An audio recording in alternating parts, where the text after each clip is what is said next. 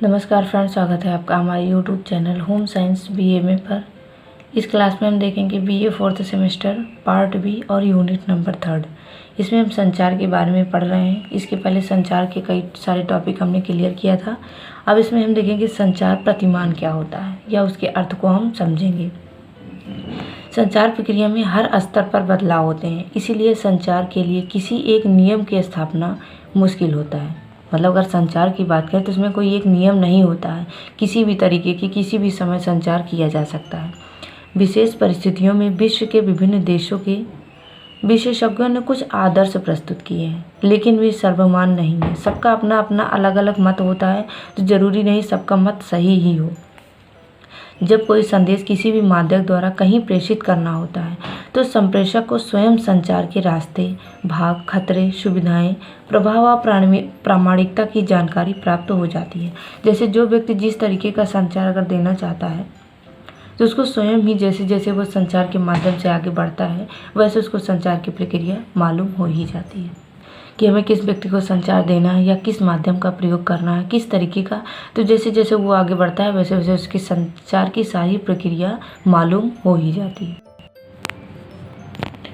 उसके बाद है संचार के विभिन्न प्रतिमान। इसमें हम देखेंगे विश्व के अनेक संचार विशेषज्ञों ने अपने अपने मॉडल दिए हैं। जितने भी विशेषज्ञ हैं सबका अपना अलग अलग मत है। तो सबसे पहले हम अरस्तु का प्रतिमान देखेंगे।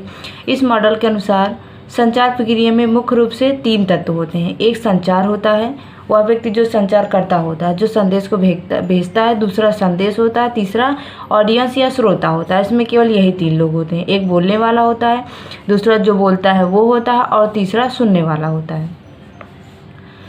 उसके बाद है शैनन व बीवर प्रतिमान। इन्होंने क्या कहा है कि इसमें पहले स्रोत होता है, फिर संदेश होता है, फिर कोई संदेश वाहक व्यक्ति होता है, फिर संकेत होता है जिस संकेत का हम प्रयोग करते हैं, फिर संदेश होता है, फिर प्राप्तकर्ता होता है, फिर लक्ष्य होता है। तो इस तरीके से इनका मानना ये हो गया। अब आगे हम देखेंगे बेरलो प्रतिमान। बेरलो प्रतिमान में क्या है, जैसे सबसे पहले संप्रेषण स्रोत होता है, फिर संदेश होता है, फिर कूटन होता है, फिर कोई माध्यम होता है, फिर अवकूटन होता है, फिर प्राप्तकर्ता, फिर प्रतिपुष्टि।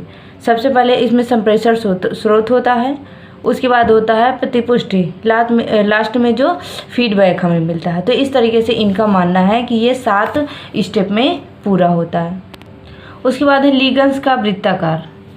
लीगन्स ने क्या कहा है, सबसे पहले संचारक होता है जो व्यक्ति होता है, उसके बाद श्रोता की प्रतिक्रिया होती है, फिर श्रोताकरण होते हैं, फिर कोई माध्यम होता है, फिर संकेतीकरण होता है, फिर जाकर के संदेश होता है। तो इनका मानना होता है ये इस तरीके से इनका पूर्ण होता है। उसके बाद अगला हम देखेंगे थिल एवं बोबी के अनुसार। थिल एवं बोबी के अनुसार इन्होंने क्या कहा है, इनका हम देखेंगे प्रतिमान किस तरीके क्या है। पहले संदेश होगा, फिर प्राप्तकर्ता होगा, फिर प्रतिपुष्टि होगी, फिर संप्रेषक या युक्ति, फिर भौतिक संचार या माध्यम जो भी होगा। सबसे पहले संदेश होगा, उसके बाद बीच में ये 3 क्रियाएं होंगी, फिर लास्ट में प्रतिपुष्टि होगा। तो इनका इस तरीके से। उसके बाद है डेंस का प्रतिमान। डेंस प्रतिमान में हम देखेंगे क्या है, इसमें 2 ही लोगों को इन्होंने माना है कि एक प्राप्तकर्ता होता है, दूसरा संप्रेषक होता है। एक प्राप्त करने वाला होता है, दूसरा भेजने वाला होता है। और इनका देखिए ये इन्होंने सिंबल जिस तरीके से बनाया है, इन्होंने एक शुरू में एक लास्ट में 2 व्यक्ति को दिखाया है, और बीच में इन्होंने इस तरीके से सिंबल बनाया है कि बीच में कई सारे स्टेप्स होते हैं और कई सारे लोग उसी में आपस में होते हैं, और मुख्य यही 2 लोग होते हैं। उसके बाद हम मर्फी प्रतिमान देखेंगे। इन्होंने निम्न 6 अंग बताए हैं। 6 अंग में आप देखेंगे 6 अंग में इन्होंने क्या कहा कि संदर्भ, संचारक या संकेतक जो होता है, फिर है तीसरा संदेश होता है, फिर माध्यम होता है, फिर प्राप्तकर्ता, फिर संकेतवाचक होता है। ये 5 हो गया। छठा होता है प्रतिपुष्टि। तो इन्होंने आगे भी इसको समझा करके बताया है कि सबसे पहले संदर्भ होगा, लास्ट में प्रतिपुष्टि होगा, उसके बाद बीच में इतने लोग होंगे जैसे संचारक होगा, संकेतक, फिर संकेत या संदेश या माध्यम होगा, फिर प्राप्तकर्ता या माध्यम होगा। तो इस तरीके से इन्होंने अपना बताया है। उसके बाद अगला है न्यू काम प्रतिमान। न्यू काम प्रतिमान में देखेंगे इन्होंने इस तरीके से 3 माध्यम इन्होंने भी बताया है, ए और बी और लास्ट में यक्स बताया है। ए जो होता है संप्रेषक होता है, भेजने वाला, और बी होता है जो रिसीवर होता है, प्राप्त करने वाला, और जो यक्स इन्होंने बताया है ये कोई माध्यम है जिस माध्यम से हम भेजते हैं संदेश को। उसके बाद लास्ट में है लॉस बेल प्रतिमान। इन्होंने इनके बारे में क्या देखेंगे कि इन्होंने क्या प्रतिमान बताया है। लॉस बेल का प्रतिमान इस तरीके से है कि सबसे पहले कौन जो प्रेषक होता है, फिर क्या कहता है जो संदेश उसका होता है, किस माध्यम से कहता है जो माध्यम से हम भेजते हैं, फिर किसको बोलता है रिसीवर होता है, फिर क्या प्रभाव पड़ता है उसका इफेक्ट देखा जाता है। तो लॉस बेल के हिसाब से इतने सारे स्टेप्स होते हैं और इन्होंने बढ़िया डिस्क्राइब करके बताया है ताकि आपको और अच्छे से समझ में आ जाए।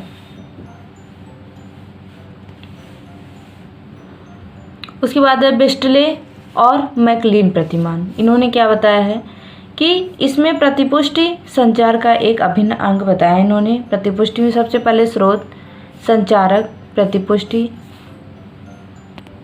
फिर सलाहकार, फिर लास्ट में संदेश प्राप्त करता। तो इस तरीके से इनके इतने सारे स्टेप्स पूर्ण होते हैं। इस तरीके से अलग अलग संचार प्रक्रिया में अलग अलग वैज्ञानिकों का मत हमने देखा कि कौन से वैज्ञानिक ने क्या क्या माना है, मतलब किन्होंने माना है कि इतने स्टेप्स होते हैं। सभी वैज्ञानिकों ने अपना अलग अलग स्टेप्स माना है। अब हम देखेंगे प्रभावी संचार। ये क्या होता है। प्रभावी संचार किसी भी संस्था के लिए जीवन रक्त है। 2 या 2 से ज़्यादा पक्षों के मध्य किसी भी उद्देश्य से किसी ही तरह का संवाद संचार कहा जाता है। अब प्रश्न यह उठता है कि प्रभावी संचार क्या होता है। इसका सीधा सा उत्तर हो सकता है कि एक संचार तभी प्रभावी माना जाएगा जब उसके प्रेषक के उद्देश्य को अक्षरता पूर्ण करे अथवा संदेश भेजने वाला संदेश के साथ जो लक्ष्य रखता हो वो पूर्ण हो जाए। तो इस तरीके से प्रभावी का मतलब हो गया कि जो भी संदेश भेजा गया उसका प्रभाव पड़े तथा उसका प्रतिपुष्टि पॉजिटिव में आए, उसका रिस्पांस भी मिले। जैसे किसी व्यक्ति से हमने कुछ करने के लिए कहा और उसका प्रभावी लक्षण ये दिखाई दिया कि हमने उससे कहा और उसने कर दिया। तो ये हमारा कहने का जो भी हमने संचार किया, जो भी हमने उससे वार्ता की, जो भी हमने उससे कहा, उसका प्रभाव पड़ा कि उसने मेरा काम कर दिया। तो ये प्रभावी संचार होता है कि जिस उद्देश्य से हम कार्य को करते हैं अगर वो उद्देश्य हमारा पूर्ण हो जाता है तो प्रभावी संचार होता है। अब प्रभावी संचार के आवश्यक तत्व इसके कौन कौन से हैं। जैसे संचार की कार्यकुशलता केवल समाचारों के आदान प्रदान पर भी निर्भर नहीं होता है, अपितु यह भी देखना चाहिए इससे प्राप्तकर्ता पर क्या प्रभाव पड़ा है। जिस उद्देश्य से संदेश किसी व्यक्ति को दिया जाता है वह उद्देश्य पूर्ण हो जाता है तो उसे कुशल संदेश वाहक कहेंगे। जिस भी उद्देश्य से हम जो भी कार्य करते हैं अगर वह हमारा पूर्ण हो जाता है तो ये उसको कहा जाता है कि प्रभावी रहा और कुशल रहा। संचार को कुशल बनाने के लिए निम्नलिखित तत्वों पर ध्यान देना जरूरी होता है। जैसे सबसे पहले संक्षिप्त एवं पूर्ण कथन। अगर किसी संचार को हमें कुशल एवं प्रभावी बनाना है तो उसके लिए कुछ बातों को हमें ध्यान रखना बहुत ही आवश्यक है, तभी वह प्रभावी बनेगा। जैसे जो भी हमने किसी से कहा संक्षिप्त एवं पूर्ण कथन, जो भी हम किसी व्यक्ति से कहें करने के लिए उसका जो कार्य हो वो एकदम संक्षिप्त हो और पूरा हो। ऐसा नहीं कि लंबा चौड़ा पूरा हमने सुना दिया और आधा अधूरा हो, तो इसका कोई प्रभाव नहीं पड़ेगा, करने वाला करेगा भी नहीं और वह होगा भी तो पूर्ण नहीं हो। अगला है शिष्टता। अगर हम किसी से कुछ कहने के लिए कह रहे हैं, कुछ करने के लिए, तो हमारे अंदर शिष्टता होनी चाहिए, सभ्यता होनी चाहिए बात करने की। किसी से हम कोई कार्य ज़बरदस्ती नहीं करवा सकते हैं। सूचना की एक रूपता, जो भी हम सूचना दे रहे हैं वो लय में होना चाहिए। एक रूपता मतलब एक तरीके से होना चाहिए। सूचना का प्रसारण, ये भी बहुत इंपॉर्टेंट होता है कि जो भी सूचना हम दे रहे हैं, प्रसारण कर रहे हैं, उसका प्रसारण का तरीका किस तरीके से हम सूचना को दे रहे हैं। उसके बाद सूचना की समयानुकूलता। जैसे इसमें क्या हो गया कि किसी सूचना के प्रति विभिन्न व्यक्तियों की एक समय या किसी एक व्यक्ति की भिन्न भिन्न प्रतिक्रियाएं हुआ करती हैं। अतः सूचना देते समय निर्धारित समय, परिस्थिति, मनोवैज्ञानिक तथा तकनीकी पक्षों पर विचार कर लेना चाहिए कि हम किस तरीके से दे रहे हैं। उसके बाद सूचना की स्वीकृति। इसमें क्या हुआ, जैसे संवाद वाहक का उद्देश्य सूचित किए गए व्यक्ति से वांछित प्रतिक्रिया जागृत करता है। अतः संचार के पूर्व इस बात पर विश्वास प्राप्त कर लेना चाहिए कि व्यक्तियों में सूचना पाने की अभिरुचि तथा उसे स्वीकार करने की इच्छा है या नहीं है। अगर नहीं है तो हमें सूचना की देने का कोई मतलब ही नहीं, क्योंकि वो करेगा ही नहीं। उसके बाद है आदर्श व्यवहार। हमें किसी भी व्यक्ति से कोई कार्य करवाना है तो उसके लिए हमें अपने व्यवहार में आदर्शता लानी चाहिए। उसके बाद है पारस्परिक सहयोग। ये हमें बना करके रखना चाहिए, क्योंकि कब हमें किस व्यक्ति का काम लग जाए कुछ कहा नहीं जा सकता है। तो हर एक व्यक्ति से हमें सहयोग लेते और देते रहना चाहिए। संदेश वाहक को प्रभावी बनाने के लिए संदेश देने वाले पाने वाले व्यक्ति की पारस्परिक सहकारिता की भावना होनी चाहिए। उसके बाद समुचित संचार विधि। जैसे संदेश की भाषा मधुर होने के बावजूद यदि प्राप्तकर्ता तक न पहुँचे तो संदेश वाहन व्यर्थ है। जो भी संदेश है हमारा वो मधुर और सुनम्य होना चाहिए। अगर तब भी नहीं पहुंच रहा है तब उसका कोई मतलब नहीं है। संदेश वहाँ निरंतर होना चाहिए। जो हम संदेश दे रहे हैं वो लगातार होना चाहिए। उसके बाद व्यक्तिगत प्रभाव का विकास। व्यक्तिगत प्रभाव पर भी विकास पड़ता है। यह देने वाले और प्राप्त करने वाले दोनों के व्यक्तित्व पर प्रभाव डालता है। उसके बाद है अनुकूलता। जैसे किसी संस्था में संवाददाता द्वारा प्रसारित सूचनाएं संस्था की नीतियों, उद्देश्यों एवं कार्यक्रमों के अनुकूल होनी चाहिए। मध्यस्थों में कमी। जैसे प्रेषक एवं प्रेषित के मध्य अनेक मध्यस्थ होते हैं।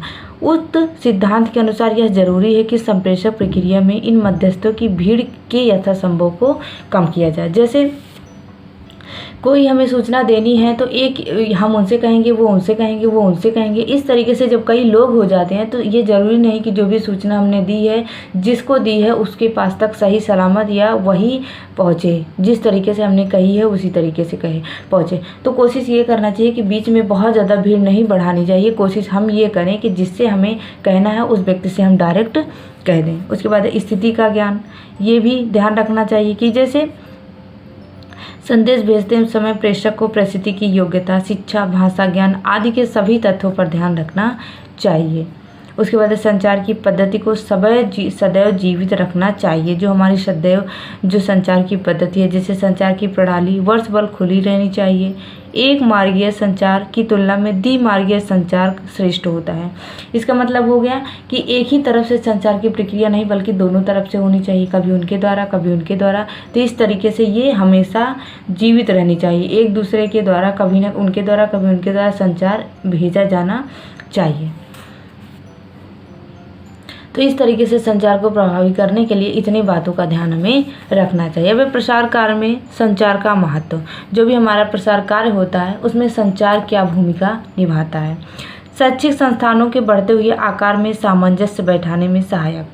जो जिस भी कार्य में, जैसे प्रसार कार्य में हम क्या कर रहे हैं, प्रसार कार्य में शिक्षा का फैलाव कर रहे हैं, प्रसार कर रहे हैं। तो जब हम बोलेंगे कुछ, क्योंकि हम प्रसार कार्य बिना बोले तो हम कर नहीं सकते हैं, तो उसमें बिना बोले हम हो ही नहीं सकता कोई काम। शैक्षिक संस्थानों के बढ़ते हुए आकार से सामंजस्य बैठाने में सहायक होता है। जैसे कई लोग बैठे हैं, अब कई सारे लोग को इकट्ठा कर लिया हमने, इकट्ठा माइक के द्वारा बोल करके सभी के पास तक सूचना पहुंचा दी, तो ये क्या हो गया, हमारे लिए आसान हो गया। उसके बाद मानवीय संबंधों का बढ़ता महत्व। संचार के द्वारा ही हमारा जो आपसी संबंध है वो और ही गहरा होता चला जाता है, क्योंकि हम किसी व्यक्ति से प्यार से बात करते हैं तो उसको अच्छा लगता है, तो धीरे धीरे हमारा संबंध गहरा होता चला जाता है। उसके बाद जनसंपर्क में मददगार। ये जो संचार होता है इसी की वजह से हम लोगों के पास जाते हैं, उनसे बातचीत करते हैं, उनके पास तक संपर्क कर पाते हैं। उसके बाद एक व्यवहारिक ज्ञान में प्रगति। इसके द्वारा जो हमारा व्यवहारिक आपसी व्यवहार होता है उसमें बहुत ज़्यादा प्रगति होता है, क्योंकि हमारे बोलने के तरीके से कुछ लोग इम्प्रेस होते हैं और उनके हिसाब से कार्य होता है, तो बहुत ही हमारा व्यवहार होता है अच्छा हो जाता है। तकनीकी उन्नति में सहायक। संचार प्रक्रिया जो है तकनीकी उन्नति में भी बहुत ज़्यादा सहायक है। उसके बाद प्रसार कार्यकर्ताओं के मधुर संबंध बनाने में सहायक।